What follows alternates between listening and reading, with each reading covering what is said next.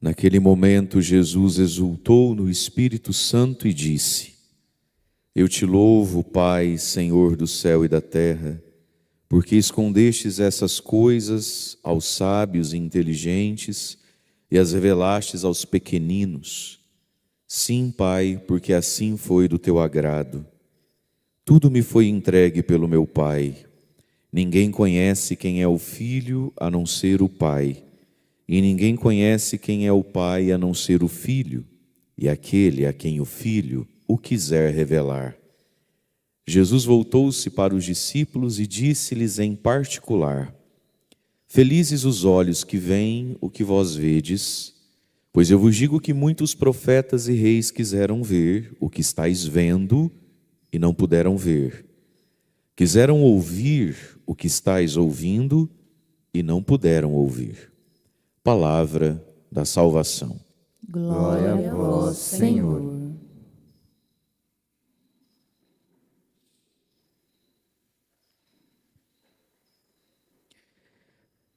Irmãos e irmãs, cada tempo litúrgico da igreja tem por finalidade um propósito.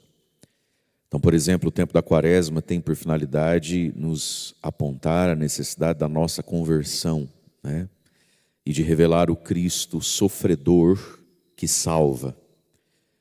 O tempo do Advento tem por finalidade revelar a identidade de Jesus, quem é esse que é profetizado e que virá, né? Revelar esse que vem.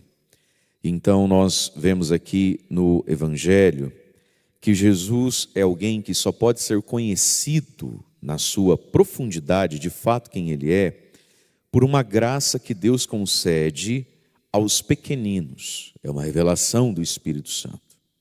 E aí o profeta Isaías fala desse Messias que vem, que muitos profetas e reis quiseram vê-lo, ouvi-lo e não puderam, porque não viveram no seu tempo.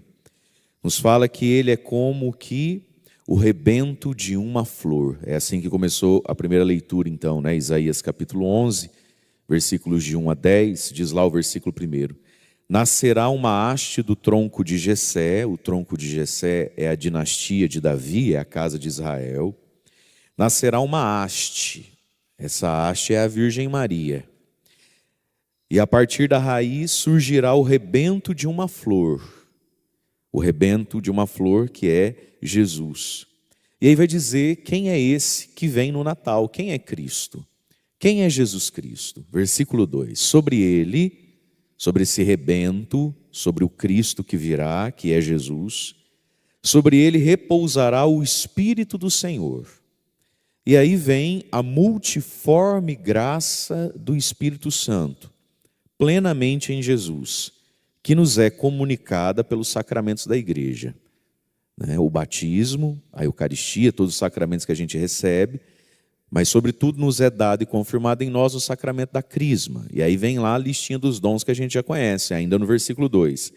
Espírito de sabedoria e de discernimento, espírito de conselho e de fortaleza, espírito de ciência e temor de Deus. Os dons do Espírito Santo. Quem os tem de modo pleno? Jesus Cristo. Como é que nós temos isso em nós? Quando nós nos unimos a Jesus Cristo. Quando a gente também se une, agora ele é um novo tronco, quando a gente se une, quando a gente é enxertado nele, né? E a gente é enxertado em Jesus pelo batismo. E se mantém ali, enxertado no tronco que é Cristo, pela vivência da graça, da amizade com Deus, da santidade. Então todos esses dons do Espírito Santo passam a ser dons nossos também. E aí vai dizendo quem mais é esse que a gente celebra a sua vinda no Natal. Versículo 3, né? Ele não julga pelas aparências, né? Nem decidirá somente por ouvir dizer, mas ele, versículo 4, traz justiça para os pequenos, para os mais pobres, para os humildes, né? E governa os homens de modo pacífico, destrói o mal, mas ele traz o dom da justiça. Cristo é justo, e à medida em que estamos unidos a ele, aos seus sentimentos, aos seus pensamentos, nós nos tornamos pessoas justas. Quando a gente fala a palavra justiça, talvez a nossa cabeça venha sempre assim, o contrário dela, que é injustiça, e talvez na nossa cabeça essa palavra injustiça nos lembre logo, sei lá, grandes corrupções, né? Parece que injustiça é pecado próprio de político, nunca é com a gente isso, né? Mas a gente pode pecar. Justiça e injustiça na Bíblia é santidade, é a vivência dos mandamentos. Então, por exemplo, honrar pai e mãe, ou quem esteja nesse lugar na nossa vida, é um ato de justiça ou de injustiça. Então, não é prefeito, não é vereador, não é presidente, não é deputado, é um nada nessa vida, está até desempregado, e mesmo assim pode ser injusto. Por quê? Porque desonra pai e mãe. Então, ele é justo para que sejamos justos com ele. Mas ser justo ou injusto não tem a ver com crimes financeiros, né, das verbas públicas. Também, para quem está lá e corre esse risco. Mas o pecado da justiça e da injustiça é o cotidiano da vida a partir dos mandamentos de Deus que a gente já conhece e sabe que tem que viver. Mas ele é justo. E aí então vai dizer dessa justiça e da paz a partir do versículo 6, quando Isaías usa uma imagem simbólica, né, como que, olha lá, o lobo e o cordeiro vão viver juntinhos. O leopardo vai dormir na mesma toquinha, deitadinho do lado do cabrito. E a gente sabe o que acontece se dois bichos desses ficam juntos hoje, né? Um come o outro, não é isso? O mais fraco destrói o mais forte, destrói o mais fraco. Mas ele está falando de uma plenitude de paz, onde é possível uma perfeita harmonia, até mesmo entre as coisas da natureza, mas sobretudo entre nós. Vai falar, o bezerro e o leão vão comer, vão papar junto ali, ó, no mesmo lugarzinho. E até mesmo uma criança poderá tangê-los, guiá-los. Já imaginou uma criança poder brincar, poder guiar e levar para tomar água? Um leão, olha só que coisa. Perigoso. Mas ele está falando de uma paz onde ninguém faz mal para ninguém. Aí ele continua, a vaca e o urso vão pastar junto, né? As crias da vaca e do urso vão ficar juntinhos. O leão vai comer a mesma palha que o boi come. A criança de peito vai brincar em cima do buraco da cobra venenosa. Vai pôr a mãozinha sem querer no buraquinho da cobra e a cobra não vai reagir, picar. A paz messiânica, né?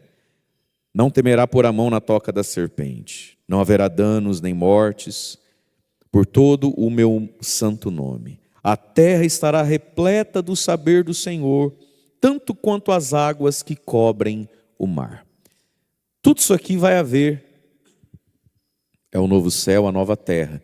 É a eternidade. E isso na vinda gloriosa e definitiva de Jesus, que é o que nos lembra também o Natal. A gente celebra o Natal para lembrar a primeira vinda de Jesus na história e na esperança da sua vinda gloriosa. Mas tudo isso, meus irmãos, no tempo, no dinamismo da história da humanidade, da igreja e no dinamismo da nossa vida, vai acontecendo e precisa acontecer.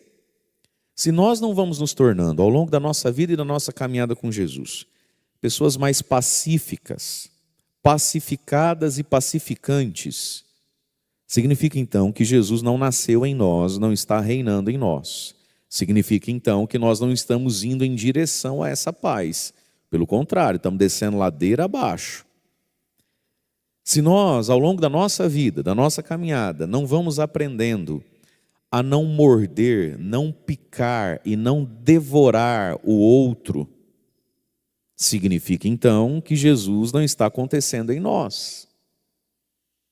Se a gente sempre age e reage como leopardo, leão ou serpente venenosa, pronto a devorar quem nos contraria, pensa diferente da gente, pisa no nosso calo, invade o nosso tempo, o nosso espaço, então o Messias, então o rebento da raiz de Jessé não nasceu na minha vida. O cristianismo é a gente se assemelhar a ele. Ser cristão não é saber que Jesus existe. Nem mesmo, talvez, olha o que eu vou falar, nem sei se é heresia, nem mesmo, talvez, acreditar que ele seja Deus e Salvador, porque se eu perguntar isso para o diabo também sabe isso. Ou você acha que Satanás não sabe? Sabe. Você acha que você fala assim, Lúcifer, vamos gritar com ele. Ele mora lá no quinto dos infernos, é longe, uma dessas não escuta a gente. Satanás! Satanás! Oi! Bom, quente aí, né? Hein? Você acredita que Jesus é Deus, Salvador de todo mundo que está aqui? Hã? Fala baixo, gente, só não escuto como está gritando lá embaixo. Ele acredita. Ele sabe.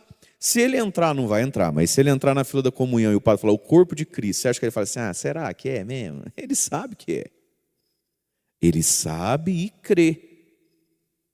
Por esses dias vi uma notícia, de vez em quando tem essas notícias tristes, né? De igreja que é invadida à noite, na madrugada, aí vão lá no sacrário, arrombam, né? Abrem o sacrário, pegam a Eucaristia, o Santíssimo Sacramento, para levar nesses lugares de sacrilégios, de cultos satânicos e coisas assim mesmo, né? Você vê, os satanistas, os diabólicos, tem gente que é assim mesmo, né? E o próprio diabo, que é o pai dessas coisas aí, eles acreditam mais na Eucaristia do que nós. Quando alguém encafifa na cabeça que ele quer pertencer ao diabo, ele quer fazer um pacto com o diabo, aí as pessoas falam, fez pacto de sangue com coisa ruim. Dá para fazer mesmo, a pessoa vai lá, faz o pacto de sangue. Mas para consagrar o pacto, essas coisas malucas lá, tem que levar uma hóstia consagrada, tem que levar a Eucaristia.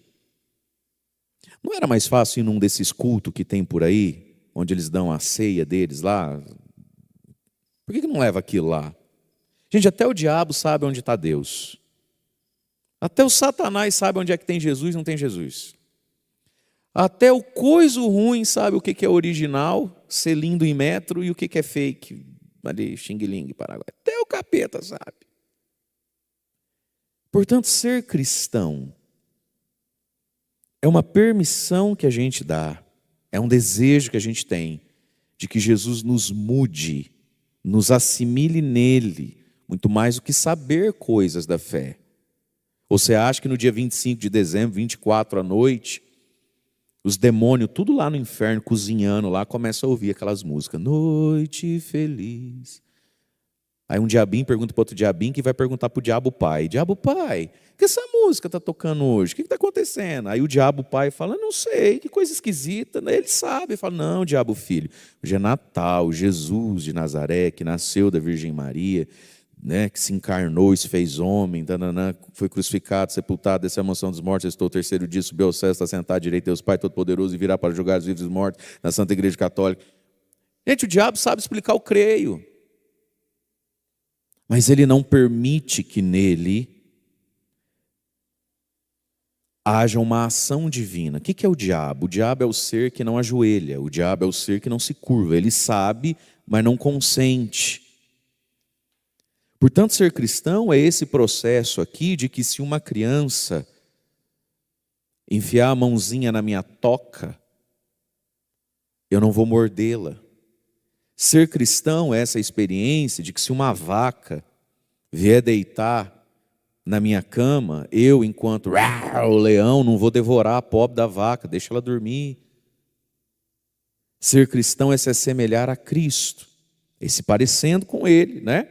E tudo isso acontece em nós pelo saber do Senhor, o saber que a gente consente, o saber que a gente assimila, o saber para o qual a gente se curva. Disse lá então o versículo 9, a terra estará tão repleta do saber do Senhor, quanto as águas que cobrem o mar. Como se o mar não fosse a água, né? É interessante o modo como o hebreu, o judeu entende o mar. Como a água cobre o mar. Na verdade, o mar é a própria água, né? Mas na cabeça deles é como se o mar fosse um lugar, fosse aquela estrutura, fosse aquelas bordas, e aí a água cobre o mar, né? Mas enfim, é bonita a imagem.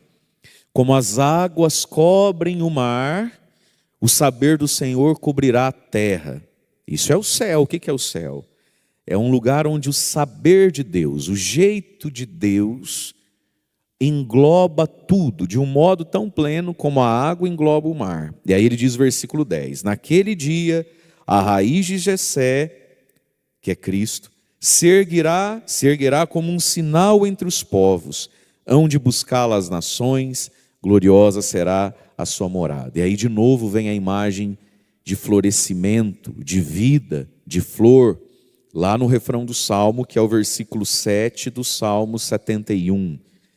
Nos seus dias a justiça florirá e paz em abundância para sempre.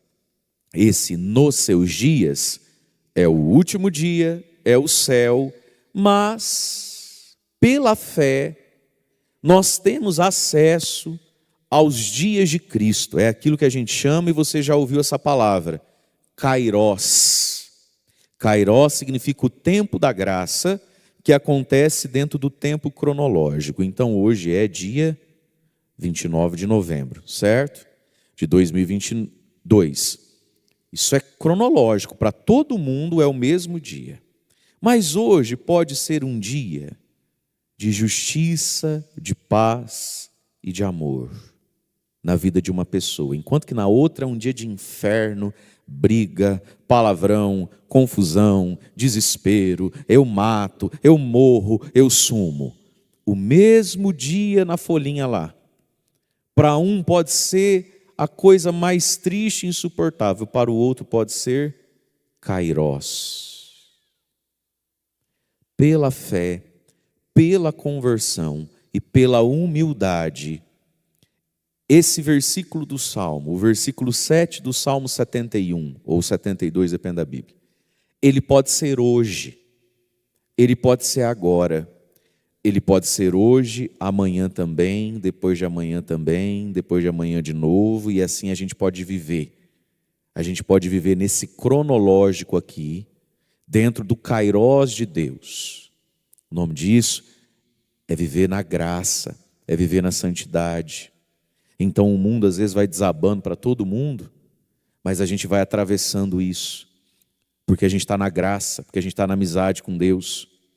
O mundo tem altos e baixos, não é isso? Tem alegrias e tristezas. A nossa vida ela é assim. Mas nós vamos dentro, não do cronológico, a gente vai dentro da graça de Deus. Sabe, minha gente, essas coisas acontecem, às vezes em pequenas coisas da nossa vida. Por exemplo, missa. Não é o caso aqui, porque vocês são um público seleto. Fala para quem está do seu lado, é um prazer estar sentado do seu lado. Eu me sinto até assim, constrangido de estar na missa do lado de alguém de tão nobre estirpe da raiz de Jessé. Fala para essa pessoa, isso. Mas, por exemplo, final de semana, né, que a igreja enche. Você vê gente que está no mesmo cronológico, domingo, 8 da manhã para todo mundo, sábado, 19 horas para todo mundo. Aí você vê, evidentemente, gente que não está no Kairos de Deus. Você vê que a pessoa está encapetada dentro da igreja. E às vezes ela está endemoniada pelo calor, né? Então ela se balança.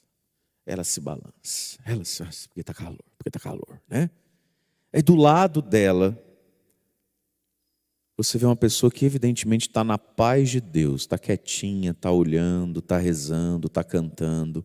E do lado a pessoa e estala dedo, e arranca a cutícula, e mexe cabelo, e cai o copo, e pega o copo. E vai, mija, volta, senta, cai o copo, e pega não sei o quê. Está calor para todo mundo, não está calor? Está calor. Mas a gente vê, às vezes, quando a pessoa, no meio de um calor, às vezes está quente, ela está nos dias de Cristo, ela está florindo, ela está em paz. Está calor, suorzinho desce, você mexe assim, continua em paz. Mas tem gente que está calor, não acaba, não vai acabar. Não vai acabar, o Padre Mário vai acabar, não vai acabar. Aí tem gente que está na paz de Deus, o Kairos de Deus. Então, quando a gente escuta assim, nos seus dias a justiça florirá e vai haver paz e abundância, sim, está falando de um último dia. Sim, está falando do novo céu, da nova terra. Essa terra não é o céu. Por aqui sempre vai ter a serpente, o leopardo e o lobo bravo. Não cuida não para ver. Mas nós, antes de irmos lá no céu, recebemos o céu dentro de nós. E o melhor sinal para saber se a gente está indo para o céu é o quanto de céu a gente acolhe e o quanto de céu a gente produz. Vai fazer o que no céu quem não acolhe o céu e não produz céu? Então, nos seus dias, é o Kairos de Deus. E isso pode vir aqui, agora, hoje, amanhã e depois também para nós, pela fé, pela oração, pela humildade, pelo consentimento a Jesus Cristo, que é o príncipe da paz. E aí então vamos ao Evangelho. Todas essas coisas, olha o que diz Jesus. Nós estamos lá em Lucas 10, 21, 24. O que aconteceu antes do Lucas 10, 21? É aquela passagem do Evangelho, onde Jesus envia os 72 em seu nome. E ele mesmo não vai. Passado alguns poucos dias, o final de semana, lá os 72 voltam, e voltam muito felizes, dizendo assim: Senhor, em teu nome nós curamos, evangelizamos os pobres, e Jesus do céu, até os demônios nos obedeceram quando invocamos o teu nome. E eles estavam então muito felizes, alegres, foi um sucesso a missão deles. E eles fizeram umas coisas que eles imaginavam que eles nunca iam conseguir fazer, que só Jesus podia fazer, eles fizeram também. Então eles estavam todos felizes. Aquele sentimento de vitória, aquele sentimento gostoso, igual ontem quando o Casimiro, né? Oh, gente, que coisa, não? Gostoso ver aquela bola entrando assim? Eu fiquei olhando depois o replay do gol, eu achei tão engraçadinho, dá dó, mas é engraçado. A carinha do goleiro deles. Não teve um replay de lá devagar? O rapazinho vai fazendo assim, né? E a cara dele foi aumentando a dor, tipo, não deu para pegar não, filho. Não deu não. Aquela alegria, e eles voltaram, Jesus, e na hora do apuro, o Casimiro, pegou 3 dedos, ganhamos, dos endemoniados da Suíça. Então eles voltaram tudo felizes. Aí Jesus, vendo a felicidade dos seus, né, dos meninos, dos 72, Jesus então exulta, como é que diz lá o versículo 21? Jesus então exultou no Espírito Santo. Jesus foi tomado de uma alegria que não coube. E aí ele manifestou essa alegria, uma alegria no espírito, uma alegria lá na alma. A alegria de quem está vendo a ação de Deus, as coisas eternas acontecendo. Por quê? Os 72 quando voltam, só para a gente entender o que é essa alegria, essa exultação no espírito. Eles não voltaram mais ricos, eles não voltaram mais poderosos, eles não voltaram agora promovidos no emprego. E essas coisas são motivos de alegria quando a gente alcança, é claro. Mas eles voltaram falando de uma vitória, de um sucesso de Deus neles e através deles. Porque existem alegrias que não são mensuráveis pela moeda, pelo dinheiro, pelo status social, pela fama mundana. Tem coisas, tem vitórias de Deus em mim e através de mim, em você e através de você, em nós e através de nós, que você não mede, que você não tem como colocar uma etiqueta e dizer à vista é tanto, parcelado sai tanto. Você não compra isso. É dom de Deus, é fruto de Deus, através de quem e em quem é humilde, é pacífico e tem fé, tem coragem de Deus em si. É isso que é exultar no Espírito. É reconhecer e ter uma alegria que quem é mundano fala, por que você está feliz? Dá camisa para ninguém sem não. Não tem gente que tem dificuldade de reconhecer a alegria do Evangelho? Mas não sei que alegria que você tem que sair. Quanto você ganha para ir lá? Não é assim? Lembra os inícios? Hoje em dia acho que tem pergunta que não se faz mais, mas lá nos inícios, né? Às vezes, até gente próxima a nós, mas das nossas famílias, da minha, né? E gente às vezes de cidades mais perto. Não, mas quanto é que a igreja paga, pai? Quanto é que você paga para esse povo ir trabalhar no acampamento? Não, eu não pago nada, é eles que pagam. Tem gente que mensura a vida, é aqui, ó, mas não deu dinheiro, não aumentou o patrimônio, não sei porque você está feliz. Então onde é que vem essa alegria? Então esse exultar no Espírito é uma alegria por coisas que não são materiais, porque são eternas. São eternas, mas a gente pode viver aqui nesse tempo material da vida. Isso é exultar no Espírito. Jesus exultou no Espírito Santo e disse, ele fez um louvor a Deus Pai. Olhou para o céu e falou o quê? Eu te louvo, Pai, Senhor do céu e da terra, porque escondestes essas coisas aos sábios e inteligentes e as revelastes aos pequenininhos. Sim, Pai, assim foi do seu agrado. Tem 2 verbos importantes aqui nesse versículo. Pergunta para quem está do seu lado, qual verbo é importante aí, você acha? Muito, se você acertar eu te dou um panetone agora no Natal. Eu mando uma champanhe lá na sua casa e um panetone. Pergunta para essa pessoa do seu lado, qual é o verbo? Eu vou te dar um panetone. Você pode escolher de fruta ou de trufa, chocolatado, assim. Escolhe o que você quer. Fala, eu não sei, estou de regime, eu não tenho.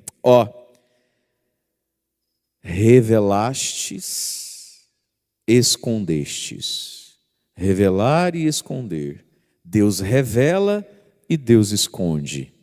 E Jesus está louvando a Deus, porque assim foi do teu agrado, pela forma como Deus age, a economia da salvação, se diz. Veja, Pai, eu te louvo porque o Senhor revela, e eu te louvo porque o Senhor esconde. Deus revela, revelar é tirar o véu, é tirar a nuvem, é tirar a sombra, é tirar o embaçamento. Revelar é deixar claro. Eu te louvo, Pai, porque o Senhor revela, tira o véu, revela essas coisas. Qual coisas? A fé, o Espírito Santo, a divindade de Jesus, a beleza da comunidade dos 72, do estar 2 a 2, do fazer parte de um grupo que não fica rico, que não é promovido. Humanamente falando, Deus revela, Deus tira o véu, a sombra, a fumaça, deixa claro, bonito e colorido aos pequeninos. Quem eram os discípulos que andavam com Jesus no olhar humano? Pessoas pequenas, mas que eram pequeninos por dentro. Pequenino aqui, minha gente, não é ser bobo, idiota, nem jacu. Pequenino é aquele que se dobra para o saber e a vontade de Deus. Tem gente que não tem um gato para puxar pelo rabo. E não é pequenino. É embaçado, é nojento, é mimimi, é dododói, sabe tudo, sabe assim? Não me rela, não me toca, não tem um gato para puxar pelo rabo. Não tem gente assim? Só dá trabalho uma vida inteira. E não é pequenino. Aos pequeninos são aqueles disponíveis a Deus. E sim, geralmente, parece que no número dos pequeninos, boa parte dos pequeninos, é verdade, são pessoas mais simples mesmo, mais desapegadas mesmo, mais pobres mesmo, né? Porque sim, a riqueza e a matéria têm seus atrativos, seus apegos. Tem gente que vive para limpar quintal e ficar passando pano em casa glamurosa. Tem gente que é escravo da limpeza, né? De passar pretinho na roda, de ficar zelando as vacas, os boi e a soja. Tem gente que é idólatra mesmo. E quanto mais perto dessas coisas, mais essas coisas podem me afetar, né? Enfim, quem está na beira do precipício pode cair nele.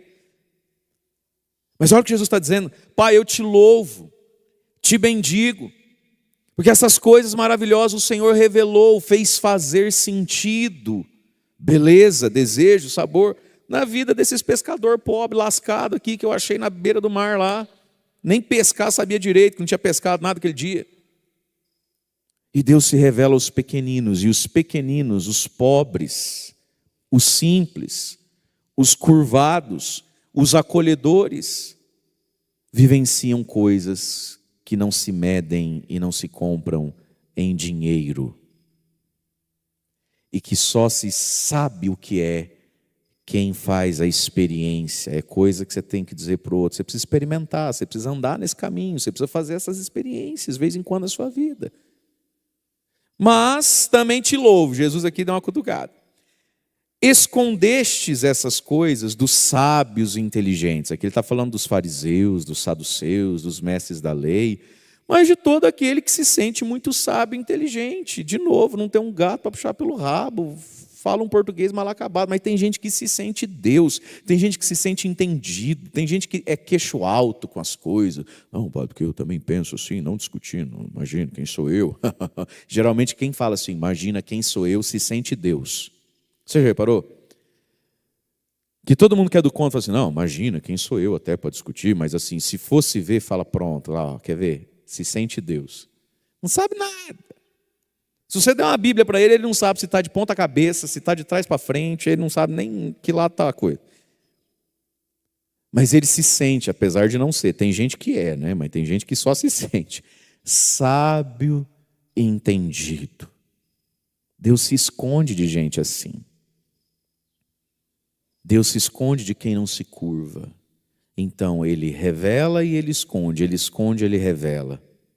Deus faz isso para quem é pequenino, humilde.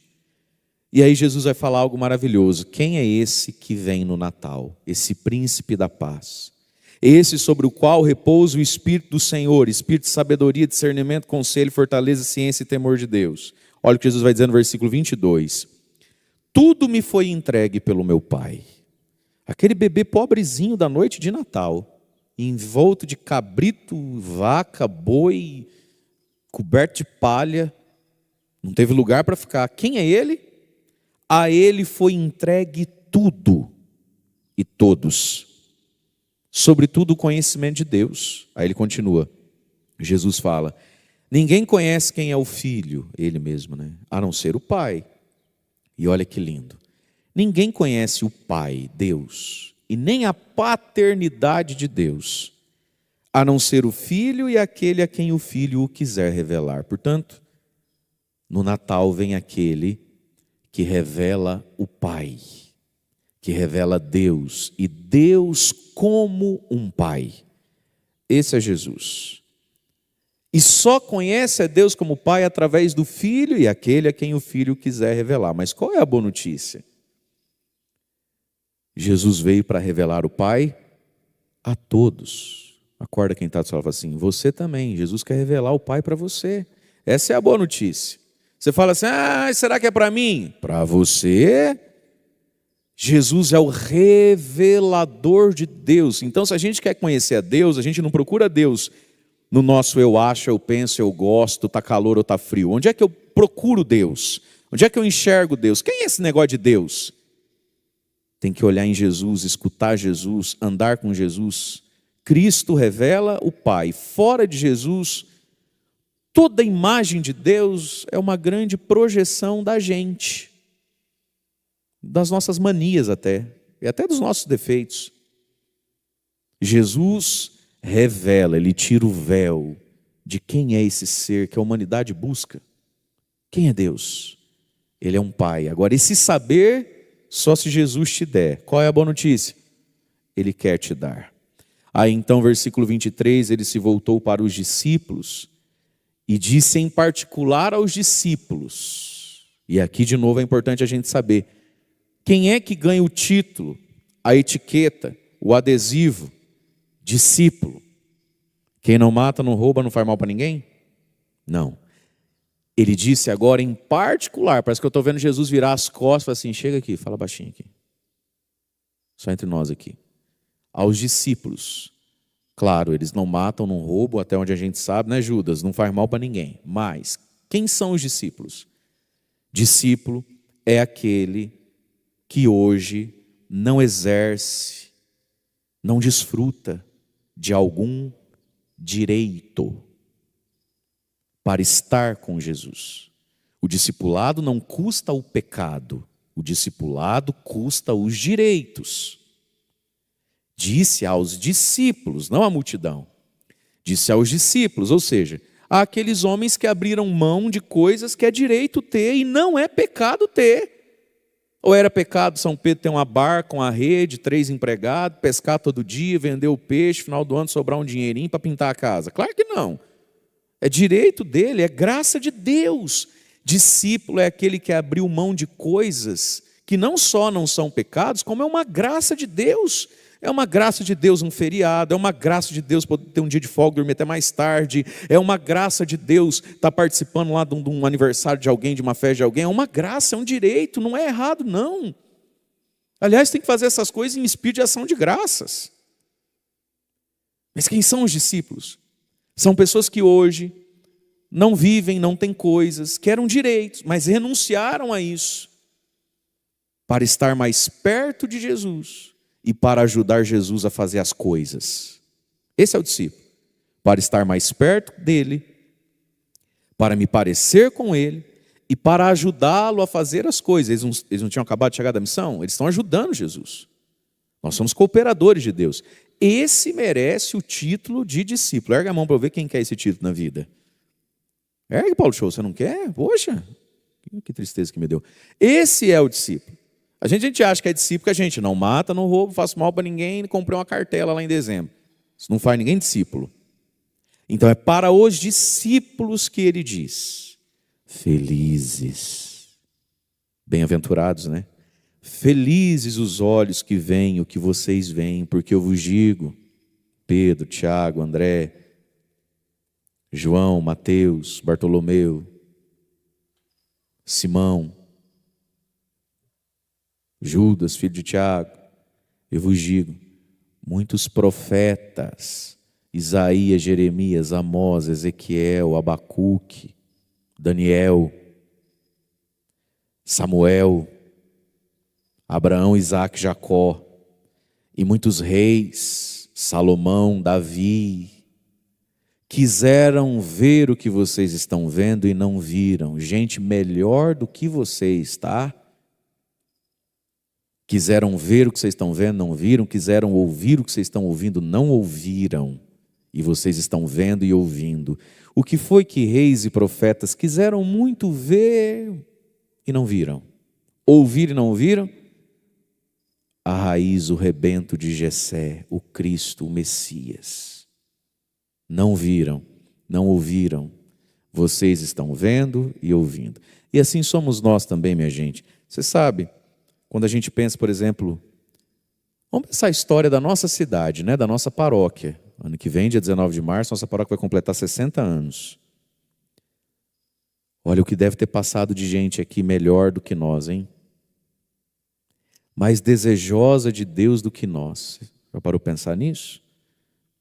Que talvez tudo isso aqui começou com gente que desejava mais essas coisas e viveria muito mais essas coisas que a gente vê e escuta do que nós mesmos. Mas não era possível à época, não era possível naquele tempo, não tinha energia elétrica, não tinha asfalto, era tudo longe, era no lombo do cavalo, não é verdade? Quantas pessoas talvez mereceriam muito mais doadas, entregues? Quantas pessoas, se estivessem na facilidade que a gente tem, se lambuzava por inteira? E às vezes a gente tendo tanto, fala, ai, não come ervilha, não gosto de milho. É o que Jesus está falando para eles. Vocês têm noção de que Davi, que coloca vocês no bolso, Moisés, Abraão, Isaque, Jacó, Isaías, Pedro, Tiago, João, com todo respeito, Isaías, coloca você no bolso. Isaías viveu numa época não tão abençoada quanto a tua, não teve as oportunidades que você tem, não está vendo nem ouvindo o que você vê e ouviu. Gente, antes de nós, passou tanta gente melhor do que nós. Com pouco, né? Às vezes com quase nada, não é verdade? Com pouco, às vezes com quase nada. E aí Jesus está dizendo, vocês são felizes. E se Jesus está dizendo que você e eu somos felizes, por que então, no fim das contas, aqui a gente termina com essa pergunta. Se Jesus está dizendo que a gente é feliz, por que a gente se acha, se sente triste? Se a gente é discípulo dele, por que a gente está triste? Às vezes a gente começa a ficar triste nesse caminho com Jesus. Porque nesse caminho com Jesus a gente começa pequenino e vai ficando grandinho. A gente vai ficando mimado, a gente vai ficando vaidosinho, marrentinho, dengozinho, é ou não é? A gente vai ficando carentão, de aplauso, de dengo, de carinho, de reconhecimento. Então Jesus está falando para os discípulos, eu não estou entendendo essa carinha de triste, hein? Você é feliz? Por que você acha que você é triste? Você é feliz. Começou feliz, por que está triste? A tristeza, meus irmãos, muitas vezes é filha do nosso ego inchado. A tristeza, muitas vezes, ela é fruto do nosso jeito mundano e ambicioso de entender a vida, fútil e vaidoso. Todo mundo que é ambicioso, que é fútil, que é vaidoso, está a meio metro da tristeza, sempre. Todo mundo que é vaidoso, ambicioso e é fútil, ele está sempre a meio metro do precipício da tristeza, do desânimo, sabe? Dessa dor que me tira o gosto das coisas. Ai. Os discípulos, porque pequeninos, são felizes. E o Senhor nos quer felizes também. É esse que vem no Natal, aquele que revela o Pai. Louvado seja nosso Senhor Jesus Cristo, para sempre seja louvado.